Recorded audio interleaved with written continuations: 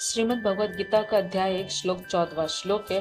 ततः श्वेतर्हर्ये युक्ते महिति इस्य नंदने स्थितौ माधव पांडवश्चैव दिव्यौ शंखौ प्रथमतुः। श्लोक का विस्तृत अर्थ क्या है वो जानेंगे।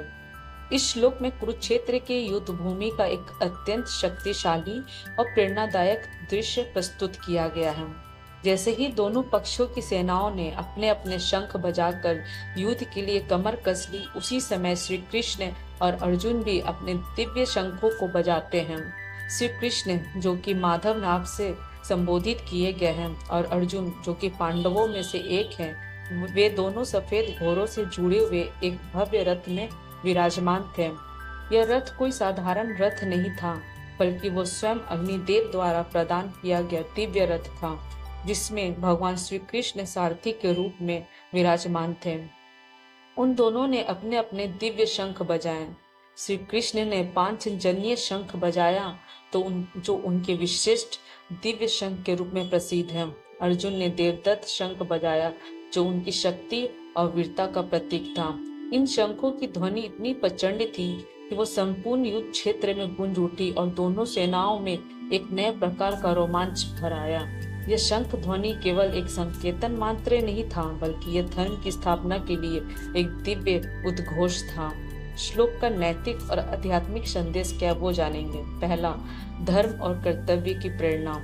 इस श्लोक से हमें यह शिक्षा मिलती है कि जब भी हमें धर्म और सत्य के मार्ग पर संघर्ष करना पड़े तो हमें पूरी निष्ठा और आत्मविश्वास के साथ आगे बढ़ना चाहिए। दूसरा, भगवान के संरक्षण में विजय निश्चित है।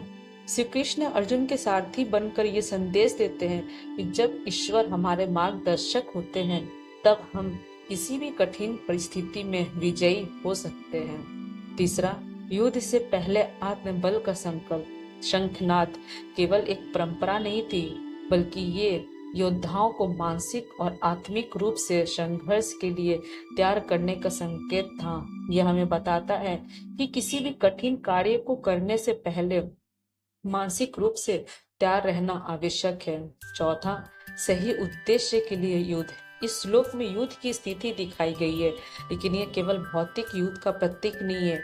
ये जीवन के उन संघर्षों का भी प्रतीक है जो हमें अपने अधिकारों, सच्चाई और कर्तव्यों के लिए लड़ने पड़ते हैं। निष्कर्ष क्या है? यह श्लोक केवल युद्ध का वर्णन नहीं करता, बल्कि ये जीवन में आने वाली चुनौतियों से निडर होकर सामना करने की प्रेरणा भी देता है। अर्जुन और श्री कृष्ण का शंखनाद यह दर्शाता है कि जब हम धर्म के मार्ग पर होते हैं तो हमें न केवल बाहरी रूप से बल्कि आंतरिक रूप से भी सशक्त होना आवश्यक है।